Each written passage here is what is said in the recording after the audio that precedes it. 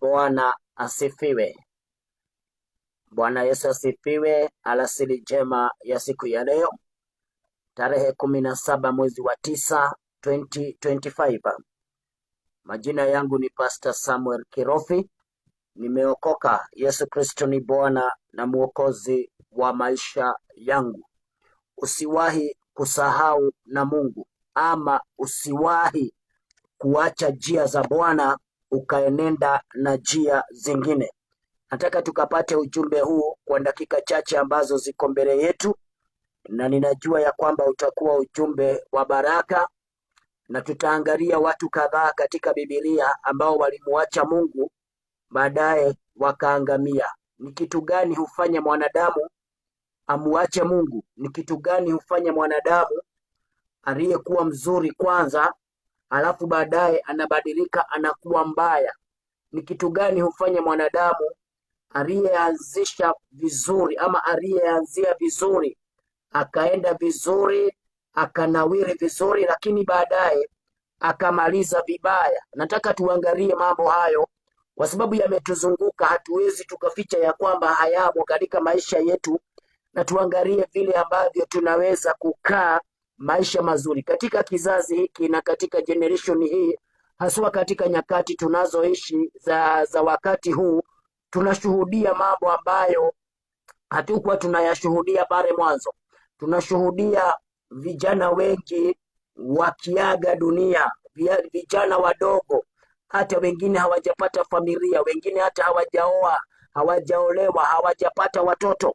Tunakuta ya kwamba wanaenda kabla ya siku zao. Ni kitu gani kinafanyika, ama ni jambo gani linafanyika ya kwamba watoto wadogo wanatuacha kabla ya siku zao? Nitaangalia neno la Bwana na ninajua ya kwamba tutabarikiwa pamoja katika jina la Yesu Kristo. Uniruhusu tu nichukue nafasi hii nikukaribishe katika video hii ambayo tutaifanya tu kwa dakika kama 30, na ninajua ya kwamba itakuwa video ya baraka kwetu na itaweza kutuleta karibu na Bwana, kwa sababu mapenzi ya Bwana sio mwanadamu aangamie.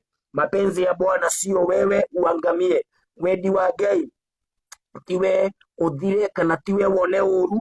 Wedi wa Ngai ni utule muoyo, na ndio sababu inafanya Mungu, kwa sababu ya upendo wake mkubwa kwa mwanadamu, na kwa sababu ya vile alipenda mwanadamu aishi maisha mazuri na baadaye apate uzima wa milele, ndio sababu inafanya Mungu atayarishe Kristo mwanaye wa pekee akuje hapa duniani, na ili aweze kutukomboa, ili aweze kuokoa mwanadamu asikuje akaisha. Na kwa sababu hiyo nataka tuweze tu kuangalia kwa pamoja ni jambo gani tunaweza fanya tukaridhisha Bwana akaendelea kutupatia maisha marefu, kwa sababu maisha ya mwanadamu inakatwa kulingana na tabia za mwanadamu. Vile mwanadamu anaendelea na tabia nzuri mbele za Bwana, naye Mungu anampatia maisha marefu, anampatia maisha mazuri. Vile tabia za mwanadamu zinakuwa baya, nayo maisha ya mwanadamu yanapunguzwa, yanakatwa. Asubuhi na jioni na mchana unakuaga ni wakati wa kutengeneza ushirika wako na Bwana, kwa sababu vile ushirika wako na Bwana utakuwa mzuri na utakuwa wa karibu, hivyo ndivyo naye Mungu atapata sababu za kuendelea kukuweka hai, za kuendelea kukupatia afya, za kuendelea kukupatia miaka mingi. Hebu angalia tu, jiulize pamoja na mimi, ni kitu gani kinaweza vutia Mungu kwako, ya kwamba Mungu akikutazama anasema na nigwenda ndungata ĩno ĩgĩe na matuko maingĩ, na nigwenda ndungata ĩno ikare itarĩ na mĩrimũ? Ni kitu gani kinaweza Mungu akuzuie hata usianguke mikononi mwa watu wabaya, usianguke mikononi mwa watu waovu? Yani Mungu tu anakuangalia anasema, na huyu mtoto nitapelekana na yeye, kwa sababu huyu mtoto ananipendeza, kwa sababu huyu mtoto anatenda yaliyo mema mbele zangu, na kwa hivyo nitaendelea. Lakini angalia watu wengi katika siku zetu ama katika generation ambayo tunaishi, unakuta ya kwamba wanatenda kinyume na mapenzi ya Bwana, na kwa hivyo Mungu anakosa sababu ya kuendelea kuwaweka hai. Tarora gĩtũmi kĩrĩa kĩratũma kũgĩe na kĩrĩro kũndũ guothe, atĩ Ngai acũthĩrĩria gĩtũmi kĩrĩa kĩngĩtũma akũige muoyo, kĩrĩa kĩngĩtũma aige ciana ciaku muoyo, kiria kingituma akugitire kuma kwa mĩrimũ. Maana magonjwa ni kutumwa, huwa yanatumwa kwa anga, yanatumwa hata saa hizi. Labda umepitia mahali maroho za magonjwa zimetumwa na shetani, lakini Bwana akakulinda. Magonjwa inakuanga ni maroho, ni mapepo, ziko huku zimejaa, tunapitana nazo kila pahali. Tunakutana na makansa, tunakutana na arthritis, tunakutana na mapresha na mashukari. Hizo zote ziko kwa anga ambayo tunapita, kwa hewa ambayo tunapumua, zote zimetumwa na shetani. Lakini Mungu anasema wewe hautapatwa na huu ugonjwa, wewe hautapatwa na huu ugonjwa, kwa sababu ya kazi nzuri ambayo unafanya, kwa sababu ya vile ambavyo unanipendeza, kwa sababu ya vile ambavyo unaniamini. Kwa hivyo vile ambavyo unashirikiana na Bwana inaweza fanya Mungu akuweke miaka mingi, inaweza fanya Mungu akuongezee kukua na amani, inaweza fanya Mungu akubariki hata siku zako za usoni. Hata kile ambacho unashika na mikono yako kinashika na kinaendelea kunawiri, kwa sababu kiko na baraka. Kindu kirathime ni Ngai, andu macũthagĩrĩria magĩeterera gũthira gwakĩo, no Ngai agathi na mbere gũkĩambararia na gũkĩambataria thĩinĩ wa rĩtwa rĩa Yesu Kristo. Kuna watu walijaribu kumaliza injili ya Petro ambayo alikuwa anahubiri hapa duniani, wakati ambapo wanaingia katika hekalu wakiwa na Yohana, wakamponya yule kiwete alikuwa pale. Wale makuhani na wale wazee wa chama hawakupendezwa na kile kitendo. Angalia, kuna watu katika dunia hii hata hawapendezwi na matendo yako mazuri, si mabaya adarai, matendo yako mazuri. Kuna watu na tunaishi na wao hawapendezwi nayo, wanaangalia tu, wanaanza kuitafutia makosa. Jambo zuri linatafutiwa makosa na jambo lile baya linatafutiwa uzuri. Hiyo ndio generation ambayo hiyo ndio maisha tunaishi, ya kwamba wewe unatenda mazuri, lakini badala ya watu waone uzuri wake wanaona ubaya wake. Bwana Yesu asifiwe. Na hivyo ndivyo ilifanyika wakati wa Petro baada ya kumponya kiwete. Ukisoma katika Matendo ya Mitume mlango wa 3 na 4, utakuta ya kwamba wale ambao walifaa kukumbatia tendo lile na wale ambao walifaa kushangilia ya kwamba kiwete aliyekuwa anatuomba senti pale, kiwete ambaye alikuwa hawezi pale kwa mlango wa hekalu, sasa hata kuwa pale tena, maana ameponywa, na sasa tunafaa kushangilia. Badala ya kushangilia, walianza kutafutia Petro na Yohana makosa, na hata baadaye wanamwambia pale chini ya kwamba hiyo neno ama hiyo injili ambayo mnahubiri msiendelee kuihubiri hapa tena, kwa sababu italeta shida. Na kwa hivyo wanapinga, wanakataa, mpaka ikatokea mtu mmoja ambaye alikuja kusaidia wale wazee, akawaambia hii injili ama hii kazi ambayo Petro wanafanya, kama imetokana na Mungu, nyinyi hamtaweza kuimaliza, nyinyi hamtawezana nayo. Bwana Yesu asifiwe. Hata akawapatia mfano, akawaambia si kulikuwa na watu wengine hapa mbele yao ambao walikuja wakahubiri, wakavutia watu wengi, lakini kwa sababu haikutokana na Mungu, baadaye ikaisha. Bwana Yesu asifiwe.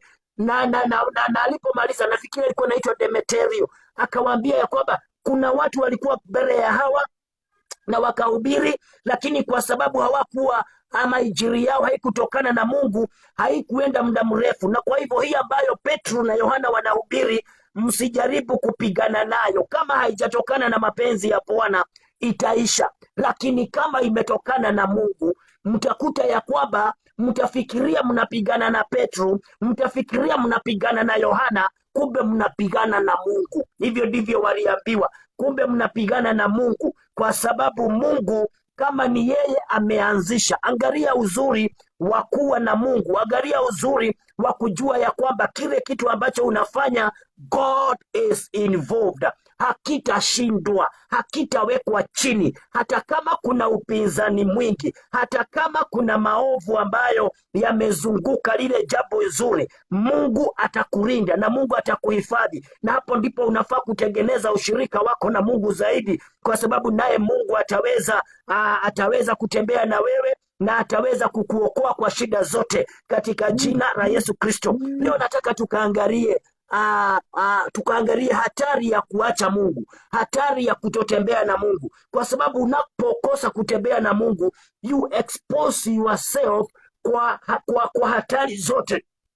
ambazo shetani ametuma, kwa hatari zote ambazo ziko kwa anga, because kama kuna kitu shetani huwa anaangalia ni wale watu ambao hawana access ya Mungu, ni wale watu ambao Mungu hayumo ndani yao. Maana shetani huwa anajua ya kwamba kushambulia mtu kama huyu ambaye hana Mungu kutakuwa ni rahisi sana, kwa sababu hana protection na hana nguvu ambazo zinafanya kazi pamoja na yeye. Wacha ni kuangalilie neno hilo la Petro walipotaka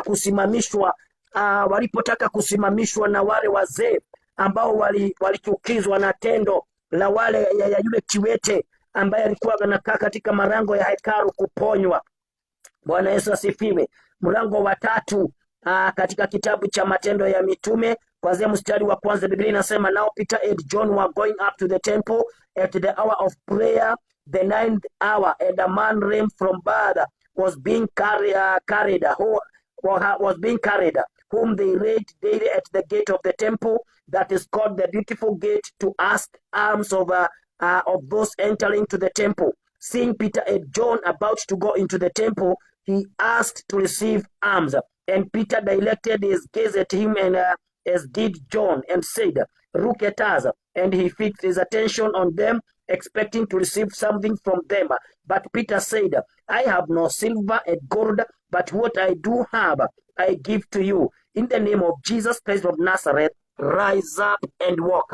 Huyo ni kiwete, wamemponya. Unakuta ya kwamba hata wanapomwambia ya kwamba hatuna fedha na dhahabu, lakini chenye tuko nacho tutakupea, na wakamwambia tutazame. Biblia inasema anawatazama akitarajia kupata kitu cha kama pesa kutoka kwao. Lakini Petro anasema katika jina la Yesu Kristo, amka na uweze kujipeleka. Ukiingia katika mlango wa 4 utakuta ya kwamba wazee or the council, Biblia ya Kiingereza inawaita the council, ikasamon Petro na kumuuliza kwa nini unatumia jina hilo kuponya watu, na kwa hivyo wanataka kumfukuza na wanamwambia ya kwamba usihubiri kwa neno hilo tena, usihubiri kwa jina hilo tena, kwa sababu litaleta shida. Mstari wa 19, angalia vile Biblia inasema, mlango wa 4 katika kitabu cha Matendo ya Mitume. Biblia inasema ya kwamba wacha nianza mstari wa 18. So they called them and charged them not to speak or teach at all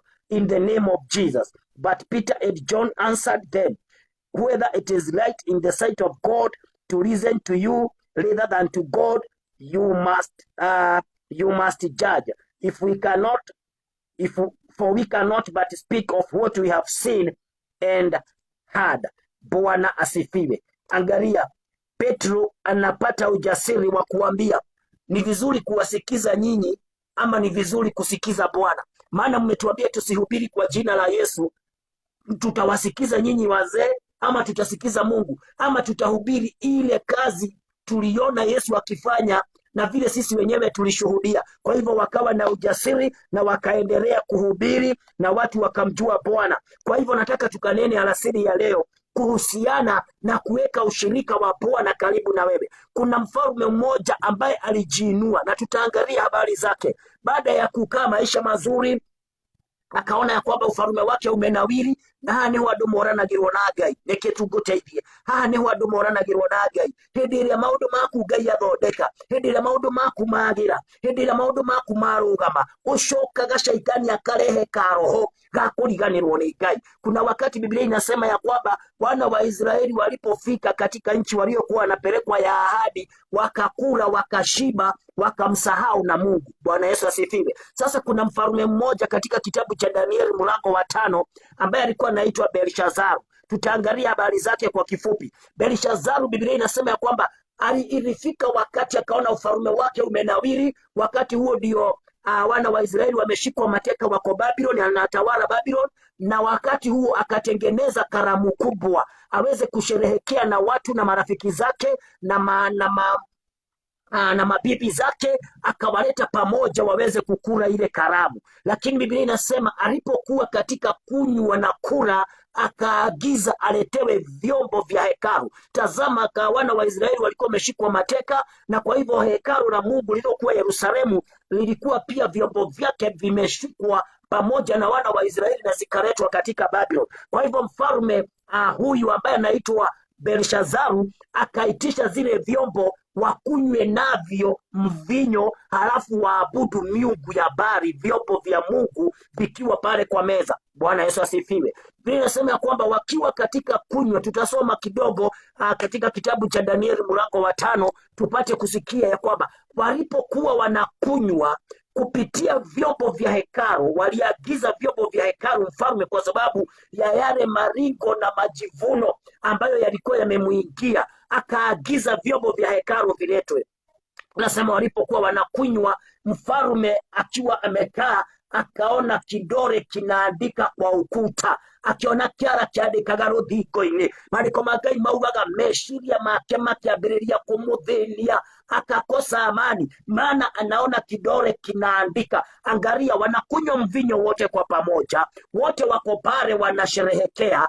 Mfalme ndio anaona kidore kikiandika, hawa wengine hawaoni. Bwana Yesu asifiwe. Kwa sababu yeye ndiye ameongoza. Angalia uzuri ama ubaya wa kuongoza watu katika njia ambayo sio nzuri. Mungu atapigana na yule ambaye anaongoza hilo kundi. Hawa wengine wanakunywa pamoja na Belshazaru, lakini wao hawaoni kidore kikiandika. Mfalme, maana ndiye Mungu anataka kunenea, ameona kidore. Sasa karamu yote ikaharibika, ikakosa ladha, kwa sababu sasa Biblia inasema mawazo yake yakaanza kumsumbua. Wacha tu tusome kwa kifupi. Mawazo yake yakaanza kumsumbua, akakosa amani, na akaanza kusumbuka sana.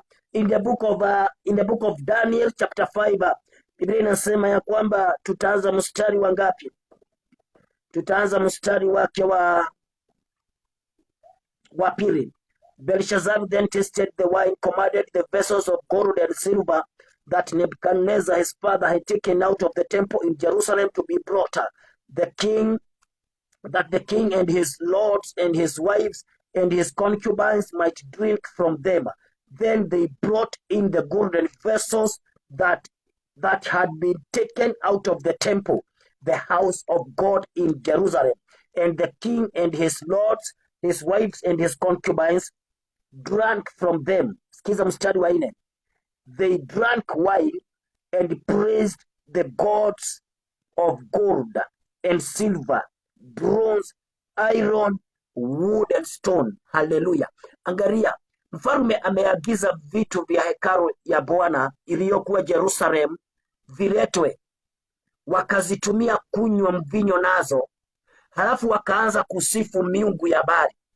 The very great big mistake that Belshazzar made was to drink wine from the vessels of gold and silver that were of the temple of the Lord. Then after drinking, or while drinking the wine in them, they praised, wanaabudu miungu ingine, vyombo vya Mungu vikiwa hapa. Wanahurumia wale watu ambao huwa wanavalishwa mavazi ya kanisa, maana tuna mavazi mengi tunavalisha watu wa Mungu katika kanisa, na tunaombea yale mavazi na tunayateua, alafu unakuta unaenda kufanya dhambi na yale mavazi. Huwa unajimariza. Yani umevalishwa, tuseme kama ni vazi la kanisa, kama vitabaku wa kina mama, ama zile ambazo tunavaza watumishi wa Bwana, ama wale ambao wanafunga viremba na zinaombewa na zinafanyiwa ibada. Alafu nakuta ya kwamba umeingia kwa kuasi Mungu ukiwa na kile kitambaa ama ukiwa na lile vazi. Biblia imesema ya kwamba mfalme Belshazzar wanapokunywa mvinyo wao ama divai yao kutumia vyombo vya hekalu, halafu wakaabudu miungu ya Bali iliyotengenezwa kwa kuchongwa na sanamu hizo, hapo ndipo mambo yanaharibikia. Angalia, Nebukadnezar alikuwa ni babake, ndiye alikuwa ameshika zile vitu kutoka Jerusalem, na sasa ameagiza ziletwe, maana ameingiwa na moyo wa kujitukuza. Na huu moyo unaingia watu wengi nowadays. Ngorano yaku ya baralie na gwitogeria iraingira andu omuthenya na uria ungi. Yani ugakora mundu ni arona niwe na niwe we iguru pio, gutiri undu atangika. Rumu thamaki uyu arakinya handu otogo kiugo kia Ngai kiauga akaona ya kwamba sherehe imekuwa mzuri, akaona ya kwamba sherehe imekuwa sawa. Sasa wacha niitisha, hata sisikii raha nikikunywa na hizi glasses za kawaida. Sasa wacha niagize zile ambazo ziko kwa hekalu ya Mungu nikunywe nazo. Na nikakwambia hapo ndipo unakuta hatari kubwa. Unakuta mtu amefungwa kitambaa cha kanisa, anaenda anachukua mtu ambaye hata hajaokoka, wanafanya dhambi na yeye. Unajiingiza katika hatari ya kuandikiwa menemene tekel fasin. Haleluya. Kidole kinaandikia mfalme, yeye ndiye anaona, kikiandika wengine hawaoni. Kwa hivyo hata mkiwa katika dhambi na huyo mtu, na ukiwa na umejifunga kitambaa, wewe ndiye utaandikiwa menemene. Huyo hata hatajua ni nini kinaendelea.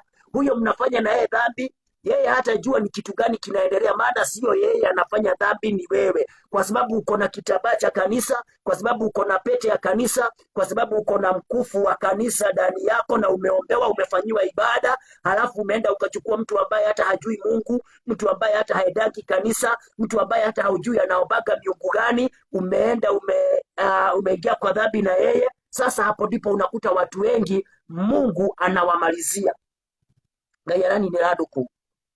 My friend, it is very sad kuona ya kwamba wewe umeanza vizuri na Mungu, wewe umekuwa na safari nzuri na Mungu, lakini unapofika pahali unabadilika. Sasa unakuta ya kwamba naye Mungu anakuangamiza. Belishazaru, Biblia inasema ya kwamba, sikiza mstari wa ngapi ambapo anaona kidole kikiandika? Mstari wa 5. Biblia inasema immediately the figures of a human hand appeared and wrote on the plaster of the wall of the king's palace opposite the lampstand, and the king saw the hand as it wrote. Then the king's color changed, and his thought alarmed him. His ribs gave way, and his knees knocked together. Bwana asifiwe. Mfalme, my God, thank you. Mfalme akatazama, akaona kidole kikiandika, mawazo yake yakamsubua. Maandiko magiko yogikuyo kiraga tene kiuga meshiria make makimudhubura na sionyege dhushake ikinyegenyuka, yani mpaka mifupa yake ikakosa nguvu, kwa sababu ameona kidole kikiandika na ameona ya kwamba hilo neno linaandikwa linamhusu yeye, na akajua ya kwamba zile dhambi ambazo amefanya ndizo ambazo zinafanya hayo maneno. Hakujua yale maneno ni nini yanasema, lakini anaona mkono ambao hauna mwili unaandika. Anaona guoko gutari na mwili ukiandika ruthingo-ini, na ruthingo ruwe nowe arahota kuona, tondu niwe wihitie. Mundu uria wihitie niwe uhuragwo. Yeye ndiye anaona, wengine hata hawajui ni nini kinaendelea. Biblia inasema ya kwamba mawazo yake yakamsubua. Biblia inasema katika mstari wa 6, then the king's color changed and his thoughts alarmed him, his ribs gave way and his knees knocked together. Bwana Yesu asifiwe. Akasubuka kwa sababu ametenda dhambi na amejiinua kiwango ambacho Mungu hakupenda. Hindi iria wona mundu akiyambararia, hindi iria wona mundu agika mehia na akigirithia, na hapo ndipo huwa nahurumia wale watu, mpaka unakuta ya kwamba wanaingia kwa kanisa wanaimba vitu ambavyo vimeombewa. You finish your life right now. Wakati huo ambapo unachukua kitu ambacho kimefanyiwa ibada, unakuja kwa kanisa, unakuta kujafungwa ama unaguja, unachukua maiki kama hii na iliombewa na ikapakwa mafuta na ikatakaswa ikasemekana ni ya Mungu. Wewe unakuja unaichukua na unaenda nayo. Hapo ndipo huwa unamaliza maisha yako, maana kidole huwa kinaandika kwa ukuta menemene tekel. Mfalme anaandikiwa kwa ukuta kwa sababu amechukua zile vyombo. Angalia, uchukue maiki kama hii, ilikuwa inatumika kwa Mungu na imeombewa, unaenda unaiuza kwa club, inaanza kutumika kwa club pale, na pale kwa club sio Mungu anaabudiwa. Haleluya. Ni lini Mungu hata kuandikia menemene tekel? Unachukua spika ya kanisa, unachukua kitambaa cha kanisa, unaenda unapeleka kwa club. Imagine kitambaa kizuri cha kanisa kimeombewa, unaenda unapeleka kwa club, kinawekwa kwa meza ya club ama kwa meza ya watu ambao hawajaokoka, halafu useme ya kwamba utapata amani. Na hapo ndipo watu wengi wanamalizikia. Nikakuambia kuna watu ambao wako na vitu vya kanisa katika mili yao, vimeombewa. Tunafanyia watu ibada kila siku, tunawavalisha mavazi, kuna wengine wanavalishwa pete, kuna wengine wanapatiwa vitu ambavyo vimeombewa, wanaenda navyo nyumbani kwao. Angalia vizuri sana, maana ukitumia kile kitu na njia ambayo haifai, unafanya Mungu akasirike. Na tumeona kwamba kile kinafanya Mungu akasirikie Belishazaru sana ni kwa sababu Belishazaru, baada ya kuchukua vyombo vya hekalu ambavyo vilikuwa vimeshikwa mateka katika hekalu ya Jerusalem, akakuja navyo katika sherehe ambayo alikuwa ameandaa ya kusherehekea na mabibi zake, mabibi za kuwekwa watu wake, akakunywa kupitia zile vitu. Halafu walipokuwa wanakunywa, Biblia ikasema ya kwamba wakaanza kuabudu miungu ya Baali. Oh my God. Mstari wa 4, they drank wine and praised the gods of gold and silver. Na saa hiyo wanakunywa kupitia vyombo vya hekalu ya Bwana. Na hapo ndipo unakuta kwamba Mungu akakasirika, akatuma kidore. Hata wakati huu akutuma mtu, kwina indi Ngai atumaga nginya eke kiundu, tondu kiundu giki areka kwi Belishazaru ni kiundu extraordinary, ni jambo ambalo si la kawaida. Kutuma kidore kiandike kwa ukuta, na kidore kile Biblia inasema kina mkono, lakini ule mkono hauna mtu. Biblia inasema it was a hand and its fingers were writing on the wall. And from that time mfarume akasubuka, mfarume akataabika. Tareke tuone Gikuyu kirauga meshiria mamuthamaki magikatia bia maandiko ma Gikuyu. Na kama una Biblia yako ni vizuri tusome pamoja, uone ya kwamba kuna watu wanajiangamiza kwa sababu ya matendo yao wenyewe. Si ya kwamba Mungu alikuwa amedestine ama alikuwa amewapangia waangamie, lakini in the process, katika maisha yao wanafanya mambo ambayo ni chukizo kwa Bwana, wanafanya mambo ambayo yanakasirisha Bwana. Sasa Mungu anakusudia, anasema ya kwamba huyu mtu kulingana na vile amefanya nitamaliza, ama sitaendelea kuona matendo kama haya akifanya. Na pale mbele tukaulizana tukasema ya kwamba ni sababu gani ambayo Mungu anaweza kuangalia ifanye akuongezee miaka? Ni sababu gani ambayo Mungu anaweza kuangalia ifanye akupatie afya, akulinde na magonjwa ambayo tumeona yamejaa kwa anga ambayo tunapita chini yake, imejawa na maovu na imejawa na magonjwa, imejawa na laana, imejawa na mapepo, lakini Mungu anatulinda. Na tukaulizana ni sababu gani itafanya Mungu aseme wacha nilinde huyu mtoto wangu kutokana na haya mapepo yametumwa na shetani, kwa sababu ananipendeza. Maandiko ma Gikuyu makauga atiriri thiini wa Danieli 5 kamwaria 5 ati ihinda o riu ri guoko kwa mundu gukioneka gukiambiriria kwandika ruthingo-ini rwa nyumba ya muthamaki, kwandikaga mwena uria matawa mamurikite wega muno. Tariri muthamaki nionire guoko kuu gukiandika, muthamaki nionire, sio watu wengine, maana yeye ndiye anapigwa. Watu wengine wao wanaendelea kusherehekea. Nikakwambia wewe utaenda kama umefungwa, nikakupatia mfano kwa wale ambao wanafungwa vitaba, utaenda uchukue mtu muende ufikirie mnaenda kujifurahisha na yeye, lakini wakati kidole kinaandika hakitaandikia huyo ambaye umechukuana na yeye, wewe ndiye utachukuliwa, maana alama ya Mungu ambayo umewekwa umeipeleka kwa dhambi. Bwana Yesu asifiwe. Mfalme akaona kidole kikiandika, kama aliaida kutoka kauga atiriri, muthamaki agigithitia githithi na agigituika nda. Oh my God. Ugu atemaru make makiambiriria kuinaina. Yani yale tu maandishi. Na nikuambie jambo moja, sio ya kwamba anajua yale maandishi yanasema nini. Hapana, hajui.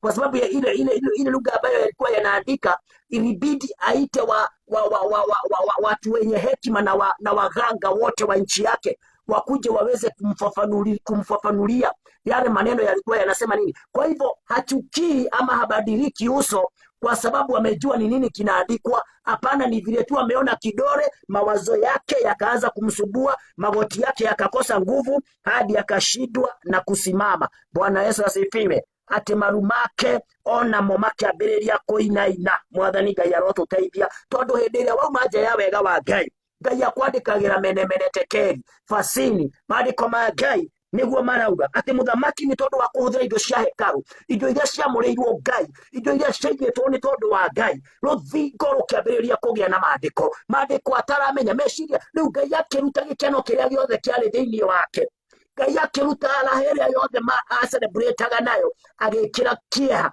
Na hivyo ndivyo unakuta watu wengi mpaka ambapo wanaenda kutafuta raha mahali ambako hakufai, unakuta ya kwamba katika hiyo raha, kwa sababu walimkosea Mungu, kunatokea huzuni. Mwadhani ya rogosho katika hiyo raha ambayo uliacha Mungu hapa, ukafikiria utaenda kuipata pale, na hukufanyia Bwana ibada ambayo inastahili, unafuatwa na huzuni ambayo ni wewe mwenyewe umejiletea. Mstari wa 7 unasema, the king called loudly to bring into the enchanters, the chaldeans and the astrologers. The king declared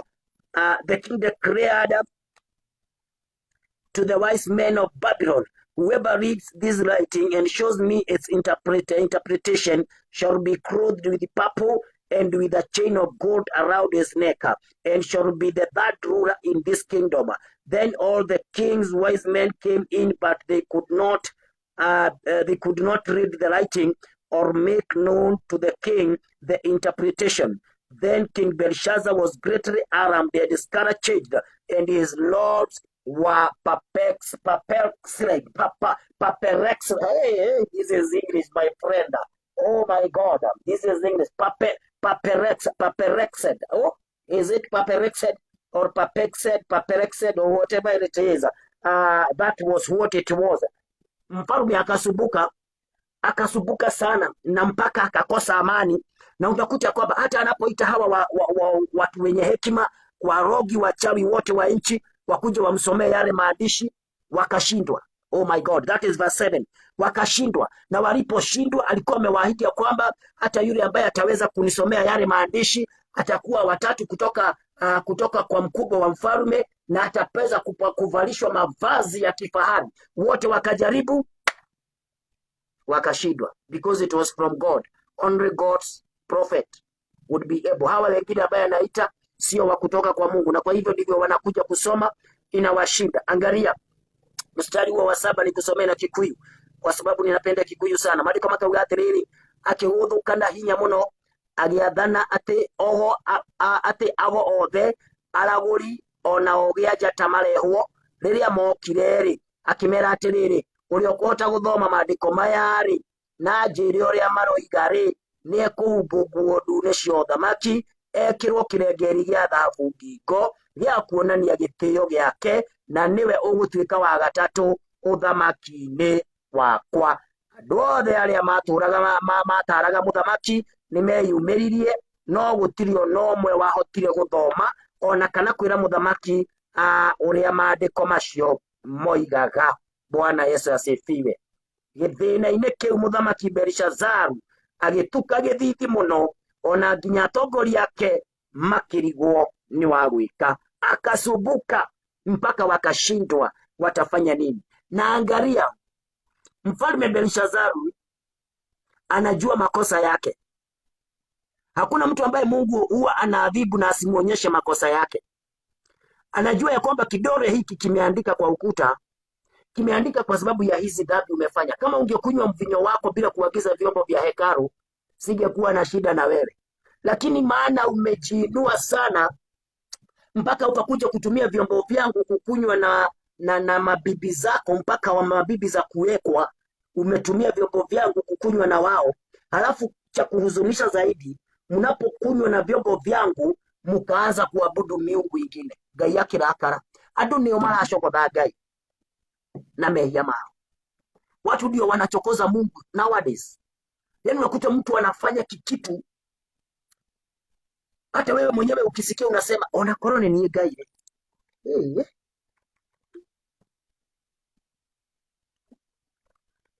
Hata kama ni wewe Mungu, unasema ya kwamba siwezi kuvumilia hii, kwa sababu inafika pahali watu wanakosea Mungu heshima kabisa, mpaka unakuta ya kwamba kama sasa siku hizi ambazo tunaishi, nikupatie mfano na siku hizi watu wameanza kuingiza madharau ya kudharau kanisa. Angalia, mimi naona mnakuaga kwa hii mitandao day in and out. lakini mimi nikukuwa kwa mtandao nikihubiri, lakini yakipita mambo mengine naona watu wamedharau kanisa, wamedharau Mungu, wamedharau watumishi wa Bwana, na wanafikiria Mungu ataremain silent. Wanataka tu. Mfalme alifikiria kunywe na vyombo vya hekalu, alifikiria atumie vyombo vya hekalu kufanya vile alikuwa anafanya, alafu atarajia ya kwamba Mungu tu atanyamaza, Mungu tu atamnyamazia. Bwana Yesu asifiwe. Jambo ambalo halikuwezekana. Watu ndio wanachokoza Mungu. Andu niyo maracogotha Ngai, na maracogotha Ngai matari natha, na maracogotha Ngai matekwenda kumenya kiria kiriciarwo thutha-ini, tondu matire na ugi wa kumenya ati hindi iria wacogotha Ngai, unapomchokoza Bwana, naye Mungu anakuaga na njia za kukumaliza. Na ndipo tukasema ya kwamba tunalia kila siku vifo vya watoto wadogo, vifo vya kila siku, magonjwa haya, magonjwa yale, ajali za barabara. Yani tunahuzunika kila siku kwa sababu ya yale mambo ambayo yanafanyika.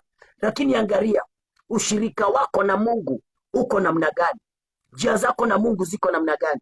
Kwa sababu hizo ndizo tu zitafanya Mungu akupatie maisha makubwa ama marefu. Hizo ndizo zitafanya tu Mungu akupatie afya, akulinde, ya kwamba mambo yakifanyika mahali kwingine wewe hayatakufanyikia, kwa sababu there is protection that God have entitled into your life. Kuna ulinzi ambao Bwana ameuweka katika maisha yako, na kwa hivyo kuna mambo ambayo hayatakupata. Ukitaka kuendelea kuishi maisha mazuri katika dunia hii, tengeneza ushirika wako na Mungu, tengeneza njia zako na Bwana. Hizo ndizo tu zitakupatia hakikisho la kuendelea na maisha ambayo yako chini ya uvuli wa Bwana. Na ukiwa chini ya uvuli wa Bwana, wewe hautaandikiwa menemene tekero. Wewe Bwana atakuandikia, nimenionea mtoto wangu, kama vile anauliza Shetani, umenionea mtoto wangu pale duniani ambaye hakuna mwingine kama yeye, hakuna mwingine mzuri kama yeye. Angalia Mungu akikudiscuss mbinguni, angalia Mungu akikudiscuss na malaika, angalia Mungu akikudiscuss na wazee 24. Yani anawauliza, mumeangalia mtu mmoja ambaye ako pale Maimahiu, ambaye ni mkamilifu, ambaye ni mzuri, ambaye sijaona lawama kwake? Nao wanajibu ya kwamba ndio, tumemuona, na kwa kweli ako sawa, na kwa kweli huyo mtu anakupenda. Utolewe ushuhuda na malaika, utolewe ushuhuda na Roho Mtakatifu. Yesu Kristo mwenyewe aliyekufa kwa ajili ya dhambi zako akutolee ushuhuda, aseme ya kwamba uko sawa, uko mwaminifu na unaendelea kumtegemea Bwana. Kwa sababu hiyo maisha yako yatakuwa mazuri. Bwana atapata sababu za kuendelea kukupa afya, za kuendelea kukulinda, za kuendelea kukupa amani katika maisha yako, na wewe utafurahia katika jina la Yesu Kristo, mwana wa Mungu. Mtu mwingine ambaye sijui kama nitakumalizia hapa, baada ya hawa watu ambao waliitwa na mfalme kushindwa na kukuja kumfafanulia mfalme ndoto hii, mfalme akasumbuka, lakini baadaye akashauriwa, akaambiwa kuna mtu wa Mungu katika nchi yake ambaye alikuwa ametoka katika Israeli, na ambaye ni mtu ambaye anasaidia watu kujua mapenzi ya Bwana. Akaitiwa Danieli, na Danieli alipokuja, yeye ndiye anamsaidia kujua yale maandishi yalikuwa yanasema nini. Ukisoma mstari wa ngapi? Wa 24 mlango wa 5 kitabu cha Danieli, Biblia inasema ya kwamba then from his presence the word was sent and this writing was inscribed. Hapo sasa Danieli amefika, na sasa ndiye anataka kupatia mfalme ufafanuzi wa yale maneno. Anamwambia, and this is the writing that was inscribed, mene tekel fasin.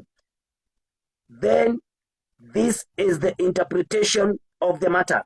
Mene, God has numbered the days of your kingdom and brought it to an end. Tekel, you have been weighed in the balances and found wanting. 28, Perez, your kingdom is divided and given to the Medes and Persians. Bwana asifiwe.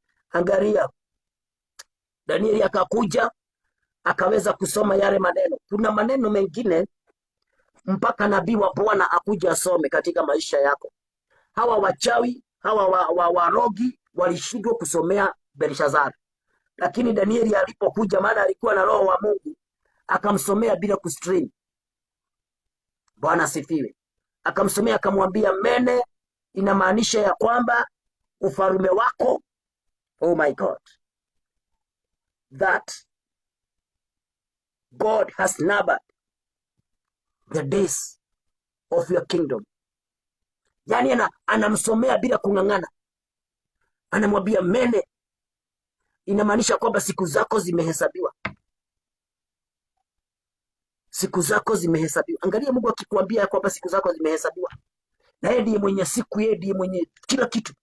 Yeye ndiye ambaye anajua vile ambavyo huwa inatendeka, ya kwamba saa hizi tuko mchana na jioni inaingia usiku. Ukiulizwa uelezee vile giza inaingia, hauwezi kuelezea. Ukiambiwa uelezee vile asubuhi ukuja, hauwezi kuelezea. Ukiambiwa uelezee habari, yaani Mungu ambaye ana uwezo wa mambo yote, angalia akiambia mfalme siku zako zimehesabiwa. Na kwa hivyo Danieli akamwambia, mene inamaanisha siku zako zimehesabiwa na ya kwamba ufalme wako umefikishwa mwisho. Tekeri inamaanisha ya kwamba umepimwa na ukaonekana haujakamilika. You have been weighed and have been found that you are wanting. Kwimuthime no koneka ndukinyanĩire, kwina maundu utakinyanĩire ni guthimwo. Yani angalia kakitu kamoja tu amefanya mistake. Maana nimekwambia kama angefanya sherehe yake aziguze vitu za hekalu, ingekuwa another case. Lakini sasa amejiinua mpaka akadharau Bwana. And that is what is happening in our days. Usisahau, watu wanafika pahali wanaona, mimi nimesoma, niko na pesa, niko na gari, niko na nyumba, niko na ploti. Pastor Kirofi anaweza kuniambia nini bibi? Huyu Mungu wake anashidaga hapa akituambia ni nini amenifanyia. Yani kuna mtu ambaye akiinuliwa anafika kiwango hicho mpaka nadharau Mungu. Tumesikia watu wakisema hakuna Mungu. Tumesikia watu wakiinukia kanisa. Tumesikia watu wakiinukia watumishi wa Bwana. Ni lini Mungu hata tumana kidole kikuandikie mene tekera? Kwa sababu kama umedharau Mungu na umedharau kazi yake na nabii wake na umedharau vyombo vyake, yani umuhimu wako Mungu atakosa wa kuendelea kukuweka katika dunia. Kwa hivyo akaweza kumfafanulia, akamwambia ya kwamba maneno hayo yanamaanisha mene ufalme wako umehesabiwa siku zake na umefikishwa mwisho. Akamwambia kwamba tekeri inamaanisha kwamba ukisoma katika mstari wa 26 utakuta kwamba tekeri inamaanisha kwamba umepimwa na ukaonekana ya kwamba haujafikiana. Nayo perezi inamaanisha kwamba ufalme wako umegawanywa, umepewa waperezi na wamedia, utakuwa wa watu wengi. Bwana atusaidie. Mtu mwingine ambaye anataka kumaliza na yeye, ambaye alijinua akasahau na Bwana, ni mfalme Sulemani. Mfalme Sulemani tunamjua na tunajua ile kazi kubwa ambayo alifanya ya kuhudumu katika ufalme ambao aliachiwa na baba yake Daudi.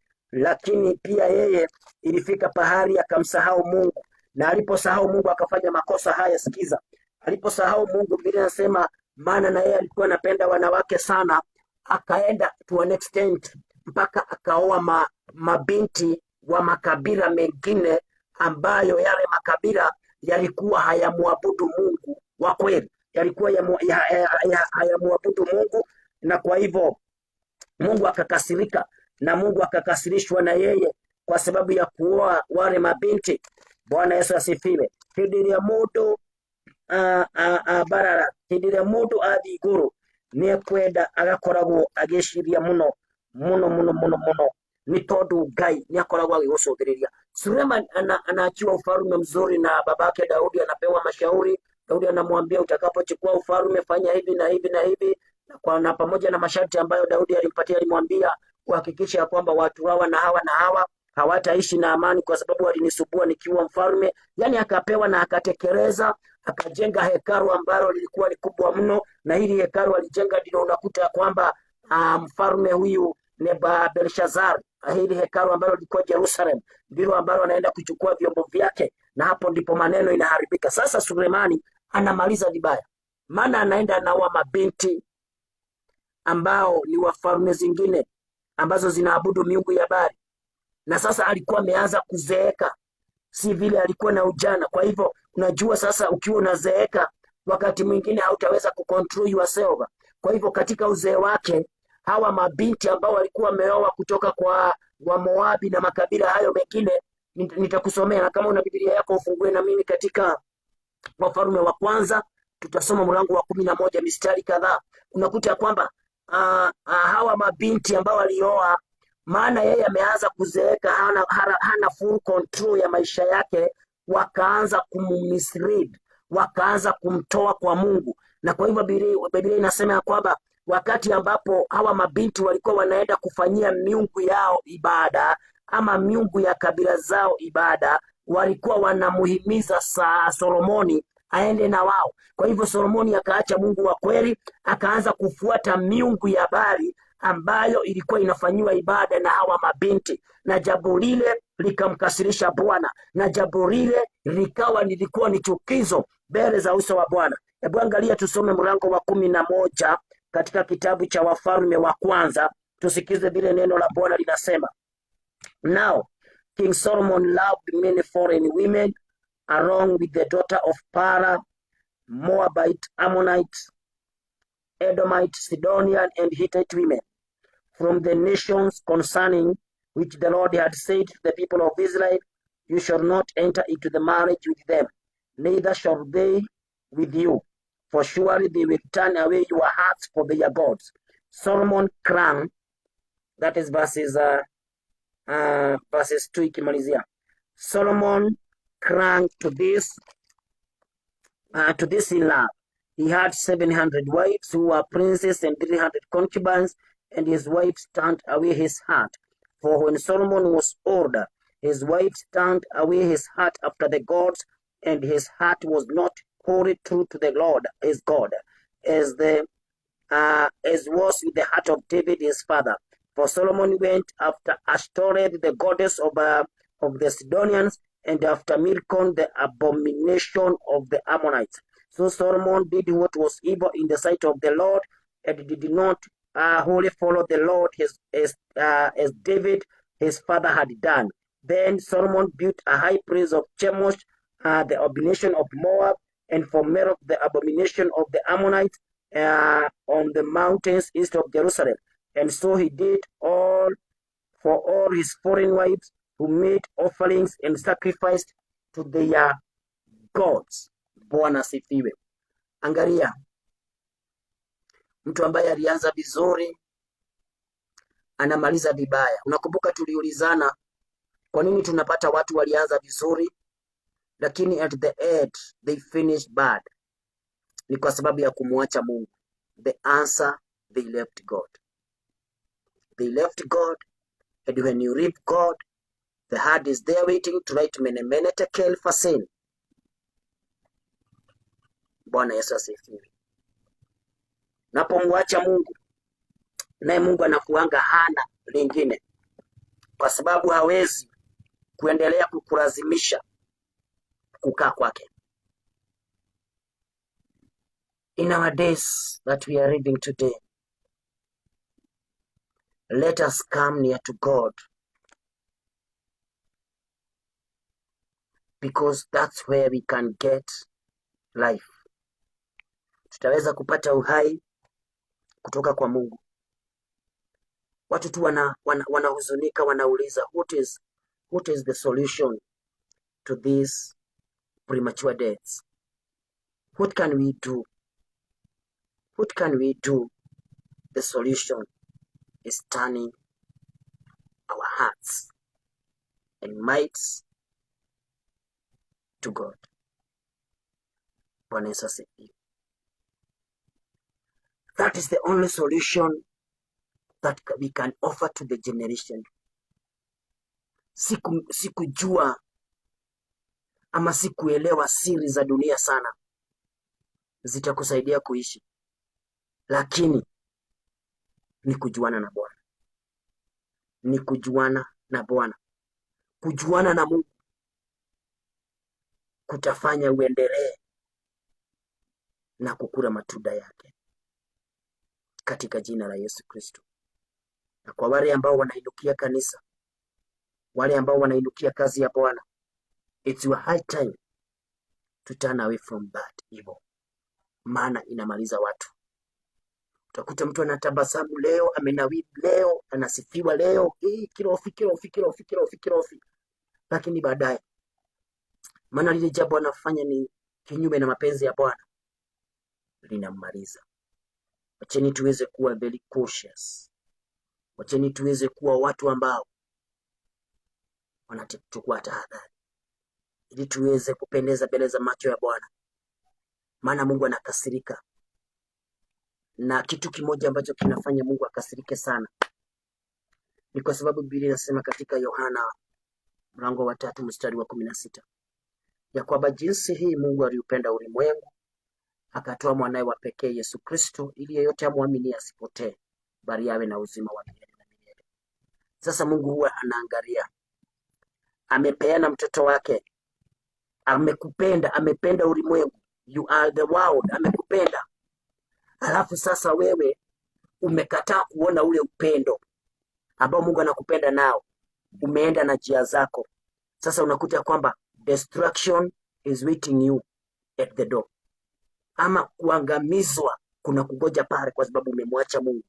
Na tukaona ya kwamba shetani huwa anafurahia wakati watu wanamwacha Mungu, maana anajua kuwashambulia wale watu ambao hawana Mungu itakuwa ni rahisi kwake kuliko kushambulia wale watu wako na Mungu. Bwana Yesu asifiwe. Mtu mwingine amenifurahisha jana akisema ya kwamba shetani huwa hatafuti wale watu ambao hawako kwa kanisa, maana anajua hao ni wake already. Huwa anatafuta wale watu wako kwa kanisa. Na kwa hivyo ndivyo unakuta kwa kanisa kuna vita mingi sana, maana the devil is there attacking there day and night. Wale ambao hawako kwa kanisa hawanasema hawa ni wa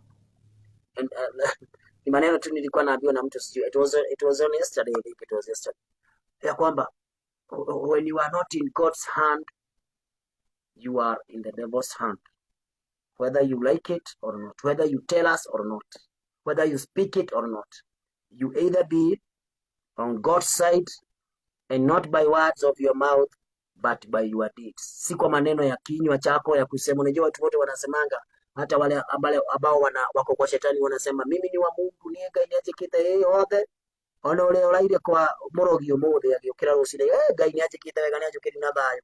Wote wanasemanga hivyo, lakini matendo yako itaonyesha kama Mungu ako pamoja na wewe. Matendo yako yataonyesha kama Mungu ni baba yako. Matendo yako yataonyesha kama umempokea Yesu Kristo kama mwokozi wa maisha yako, because that is the only way that is given for us to access God. There is no any other alternative way that God gave. When he gave his only begotten son, he made him the only way for people to access his kingdom. So that is the way, the truth and life. So if you believe in him, then you will do according to his will and you will live happy life. Mungu akubariki. Ninawapenda na nitaendelea kuleta neno kwa mtandao, na wale ambao mmetazama video hii na kufuata video hii ubari huu, may God bless you. May God do you well. May God never write many tekel for sin on your life. May God give you more days to watch these encouraging sermons in the mighty name of Jesus. Mtandao na video nyingi, hata hapo chini ukiteremka utakuta zingine nyingi za kuvutia macho kuliko hii, lakini video ya kuvutia macho itakusaidia nini kuliko video ya kuvutia Mungu kwako katika jina la Yesu. Penda video za kuvutia Mungu kwako na utaweza kufurahia baraka za Bwana ambazo wamewekea watu wake katika jina la Yesu Kristo. Naitwa mtumishi wa Bwana Pastor Samuel Kirofi. Hapa ni kanisani New Life Impartation Church Mai Mahiu. Tunamwabudu Mungu kwa kweli na kwa haki, na ninawapenda sana. Tukutane siku nyingine. May God bless you in the mighty name of Jesus. I love you and that's why I have spoken those words unto you. Mungu akubariki sana, akuinue, akutende mambo mema. You are blessed.